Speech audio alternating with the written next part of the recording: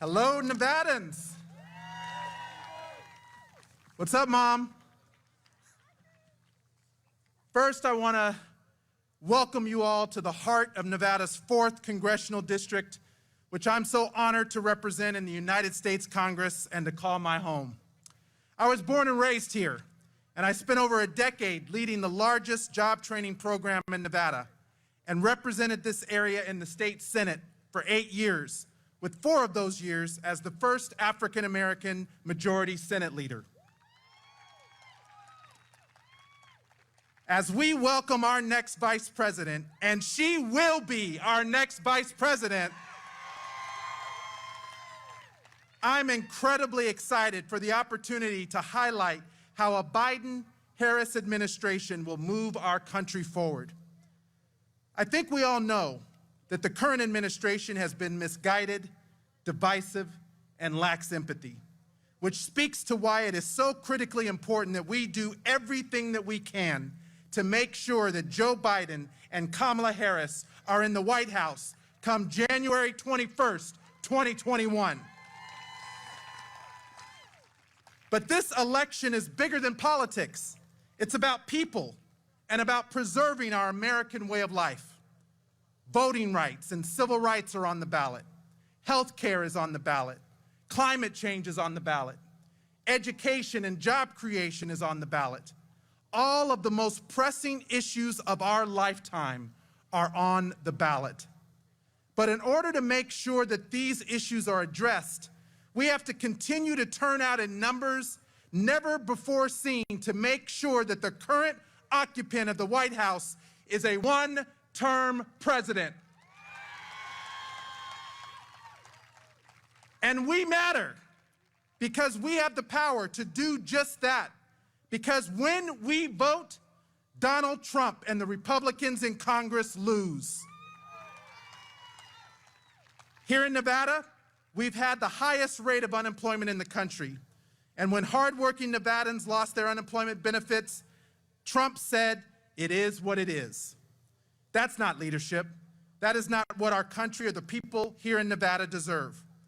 Our country deserves leaders who understand our hopes and our dreams, and yes, our struggles.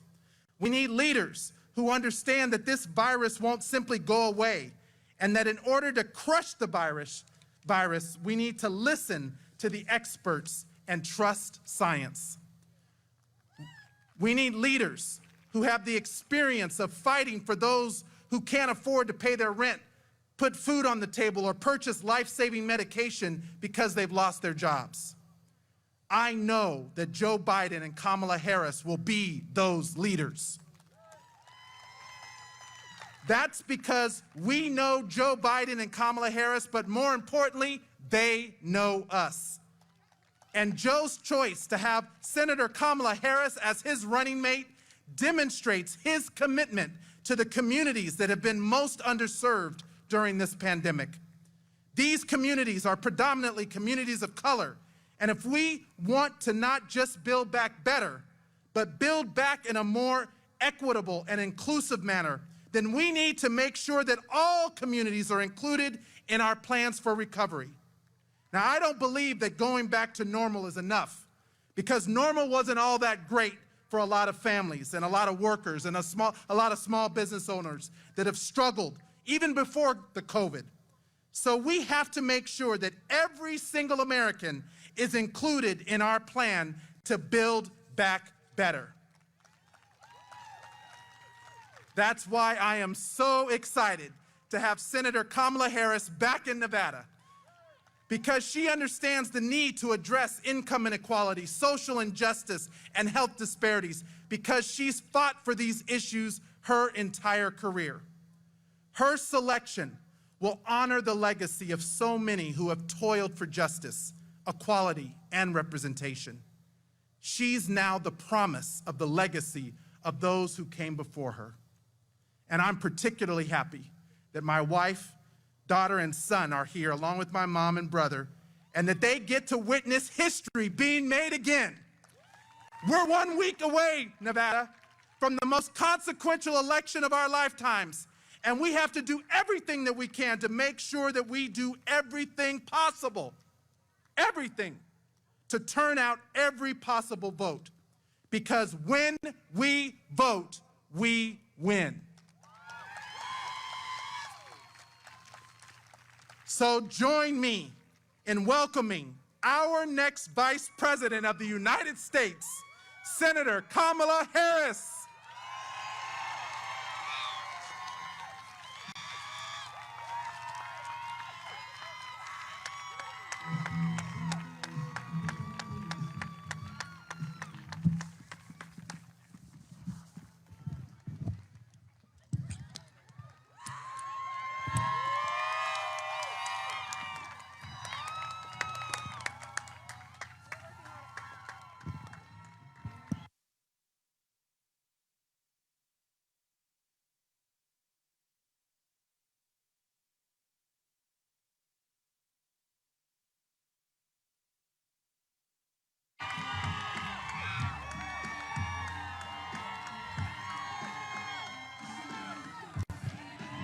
What's up, Nevada? Stephen Horsford, Jackie Rosen, Catherine Cortez Masto. What's up, Nevada? It's so good to be back. It is so good to be back. You all are going to decide who's going to be the next president of the United States. You will decide. Catherine Cortez Masto. A path to the White House runs right through this field. And we're going to get this done. We're going to get this done. 7 days to go. 7 days before the end of this election. And you all have been doing your thing. I'm telling you, I was talking to Jackie backstage. I mean, you've been organizing. You've been registering people to vote before now. You've been reminding people about early voting, which is over on Friday, October 30th. You've been telling people about what's at stake. You all have been, as you always are, leaders and fighters for the best of who we can be as a country. And I am just here to thank you. I am here to thank you, Nevada. And there's so much at stake. There's so much at stake. Just think about it. We're right now in the midst of 4 crises happening all at once, right? 2 caused by the pandemic, a public health crisis and an economic crisis. And I don't need to tell Nevada how hard folks have been hit. A public health crisis where over 225,000 Americans have died in just the last several months, many without the benefit of having family and loved ones next to them for their last moments on earth because of the nature of this. Over 8.5 million people have contracted COVID with untold long-term health consequences. Doctors are talking about things like lung scarring, things like that, right? And here's the thing. Thanks to a fellow by the name of Bob Woodward, we know that Donald Trump knew about this on January 28th. He knew it was 5 times more deadly than the flu. He knew it could impact people of every generation, including young people. He knew it was airborne. And yet, he held on to that information and covered it up. He told the American people it was a hoax. The Commander-in-Chief of the United States has as their first responsibility to concern themselves with the health and safety of the American people, and he failed and therefore has forfeited his right to re-election.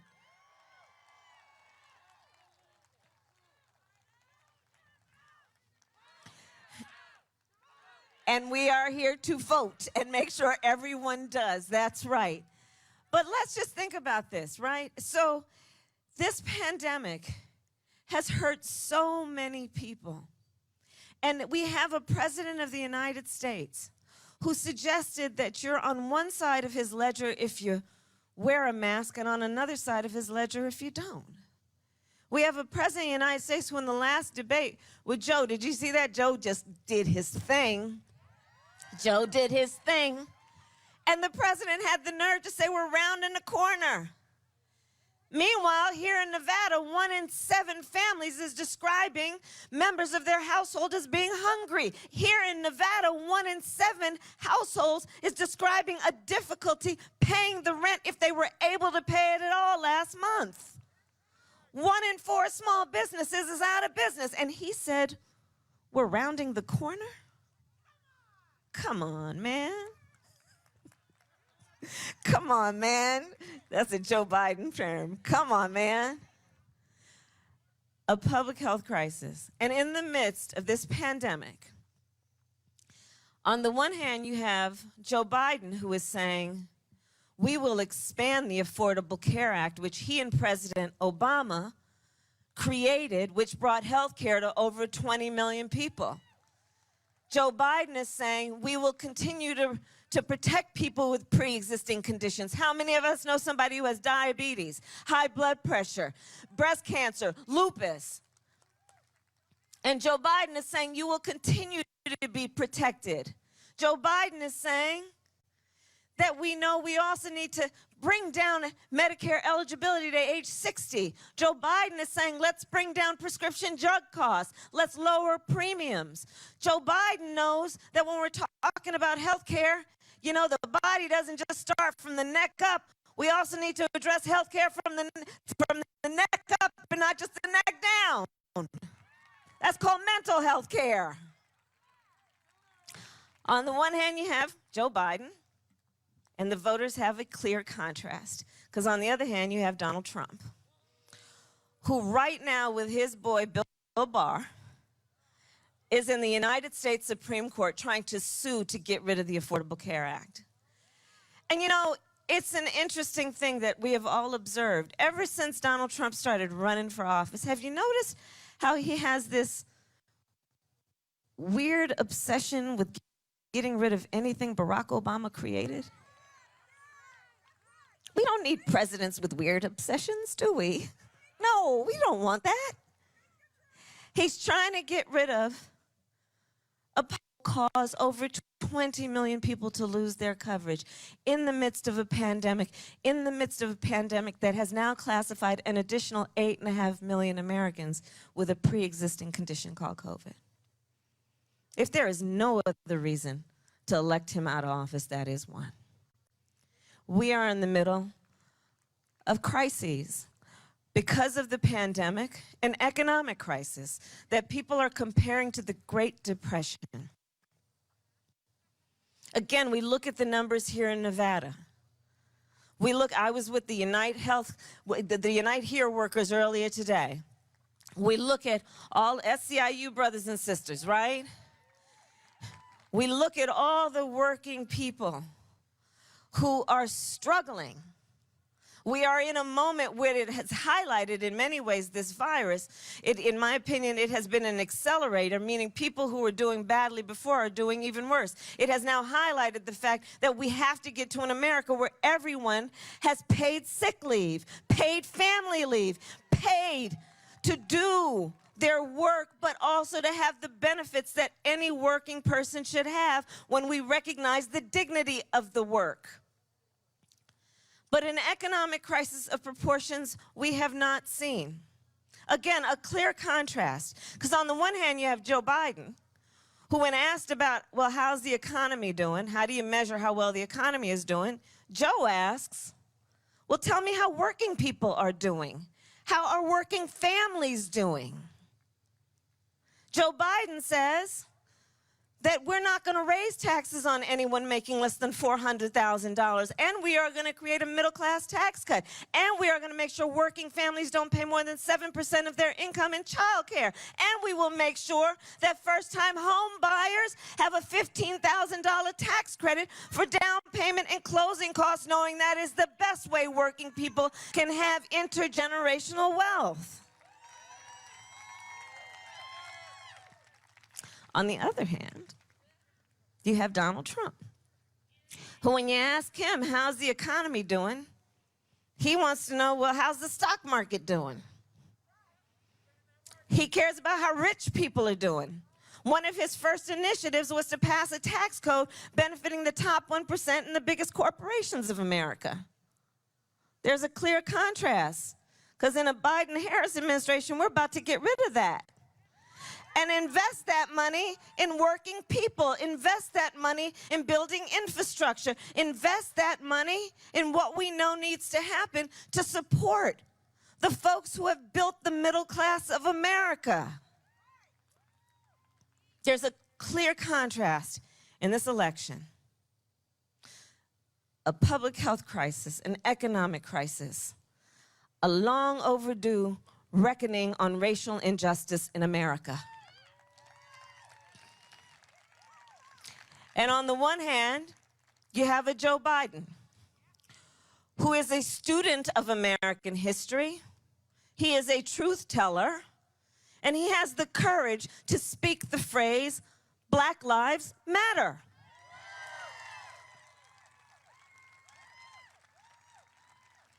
Joe Biden has the courage to speak the truth, that there are racial disparities that span our healthcare system, to our economy, to our educational systems, and we must speak truth no matter how uncomfortable it may be to hear, so that we can fight not only for equality, but for equity.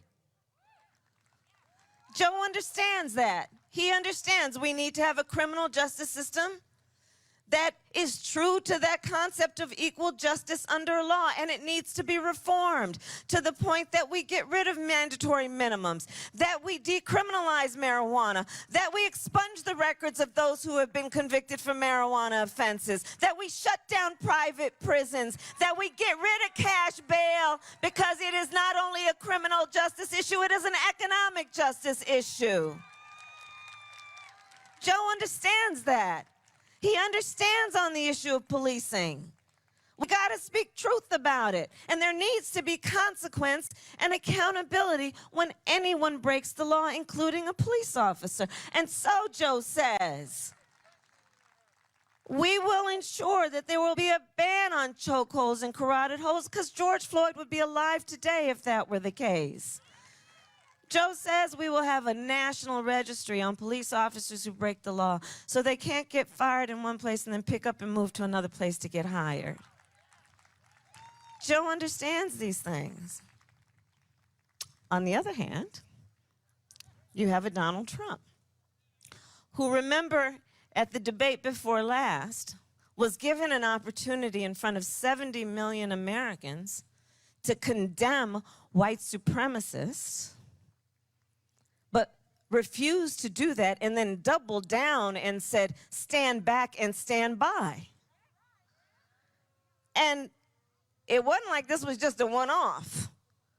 Remember, this is the guy who started running for office questioning the legitimacy of the first black president of the United States. This is someone who, on the issue of Charlottesville, where there were peaceful protesters protesting racial injustice in America, and a young woman was killed that day. And on the other side, there were a group of neo-Nazis wearing swastikas, carrying tiki torches, spewing racial epithets, anti-Semitic epithets. And then what did Donald Trump say? There were fine people on each side. This is a president of the United States who called Mexicans rapists and criminals. And one of his first acts after he got elected was to institute a Muslim ban. There's a clear choice for America right now. Because you see, Joe understands that we are better than this. Joe understands that it is enough. We've had enough with supposed leaders trying to sow hate and division among us, trying to turn Americans against each other. Joe understands that the real measure of anyone's strength is measured not based on who you beat down, it's measured based on who you lift up. There's a real choice in this election. And we're dealing with a climate crisis. And I don't need to tell Nevada. Look, the West is burning. We know that. The West is burning. These wildfires, I have gone to the site of the wildfires. I have met with the families who were evacuated, who lost everything they had. I have met with firefighters who were fighting fires while their own homes were burning. My brother-in-law is a firefighter. We have seen the destruction based on an extreme change in our climate. The Gulf Coast states, battered by those storms. Midwestern states, where farmers have lost a whole season of crops because of the floods. Joe Biden understands you need to deal with science. You need to understand this is representing an existential threat to who we are as a species. Joe Biden understands we need to deal with this with a sense of urgency because the clock is ticking on this. And therefore, we need timelines. Net zero emissions by 2050. We need timelines, understanding with a sense of urgency we can deal with the crisis and also see the opportunity to create jobs and invest in infrastructure that is about renewable energy and good paying jobs and good paying union jobs. On the other hand, you have a Donald Trump who, you all might have seen this. For you who didn't, I kid you not. So he's asked about the wildfires in California, Jackie. He's asked about the wildfires in California, Stephen. And the question came in kind of like, so the scientists are telling us about the extreme conditions and contributing to the wildfires, and human behaviors are also contributing to the damage to our environment. And the President of the United States responds with, science doesn't know. Now, what is that? He's the President of the United States. Well, guess what, Mr. Trump? Science does know, and you don't.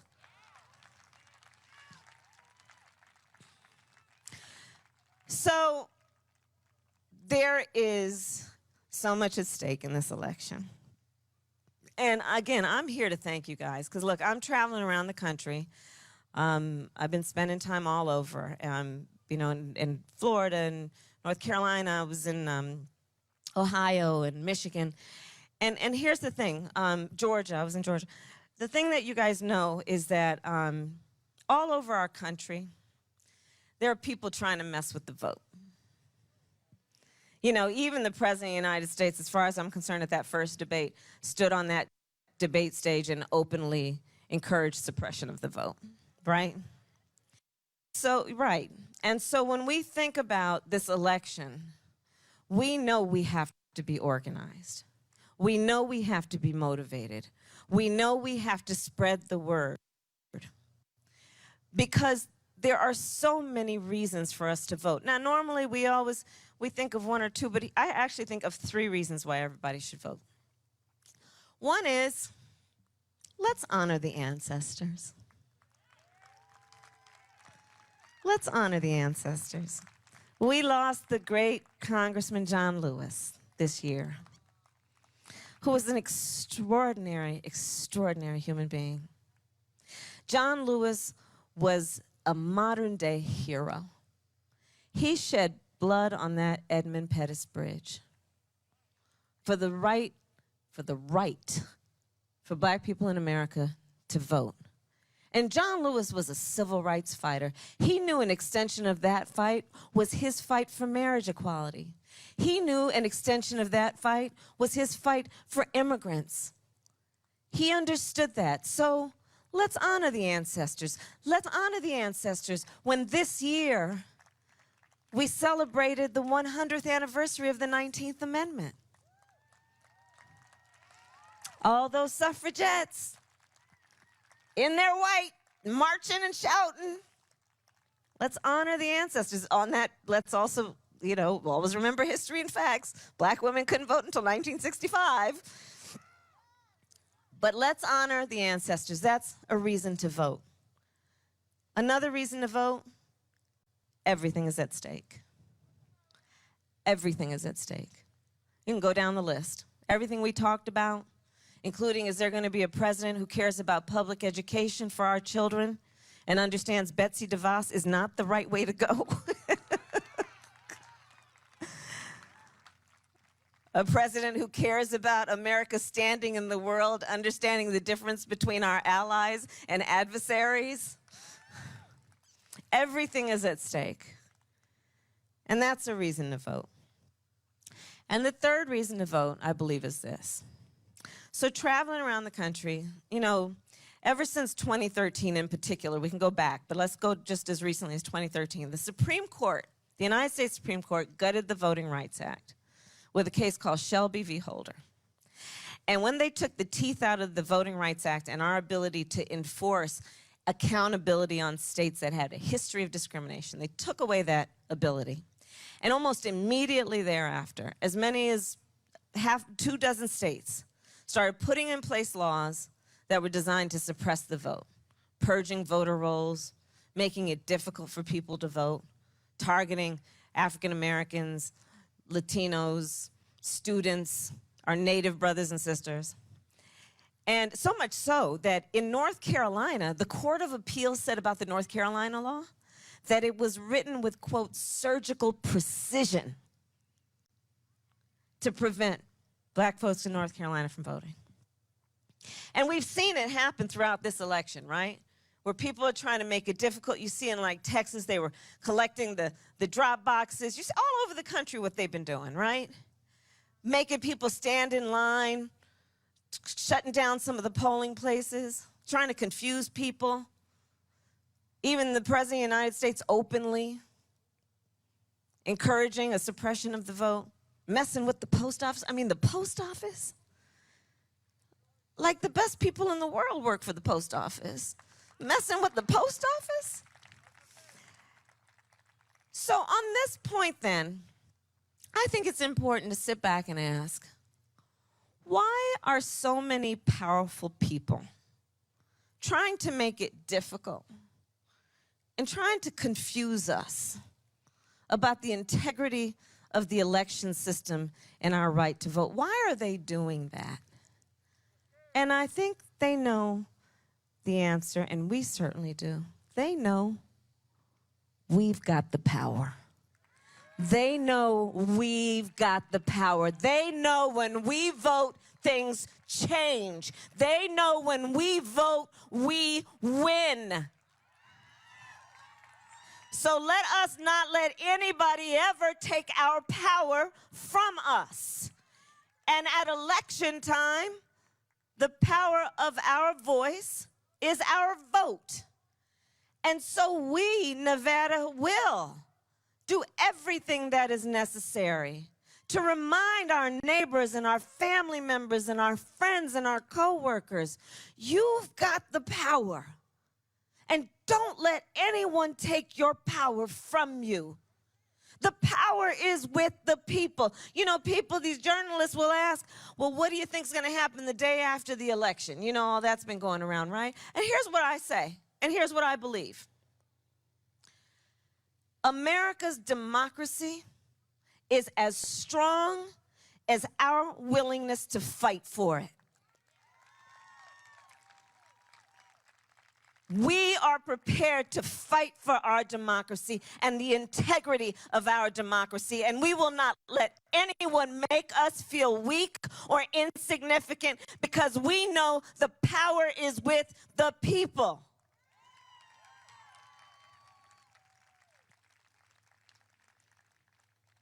And so that's what all this is pretty much about. And over these next 7 days, let's continue to own our power. Let's continue to remind each other of our power because, you know, we have to deal with the reality that we've also been in a situation where, you know, you got to stand 6 feet apart and wear a mask, can't really see anybody's face. You know, people have been having to stay at home, not really see each other, and people are feeling alone and isolated. We got to deal with that.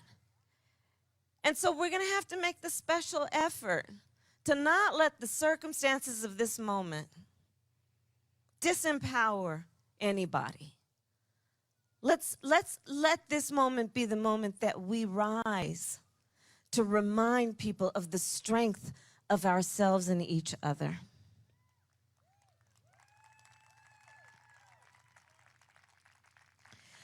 And my final point is this. This moment will pass. And years from now, our children, our grandchildren, others, they're going to look in our eyes, each one of us. They're going to look in our eyes, and they will ask us, where were you? Where were you at that moment? And what we're going to be able to tell them is so much more than just how we felt. We are going to tell them what we did.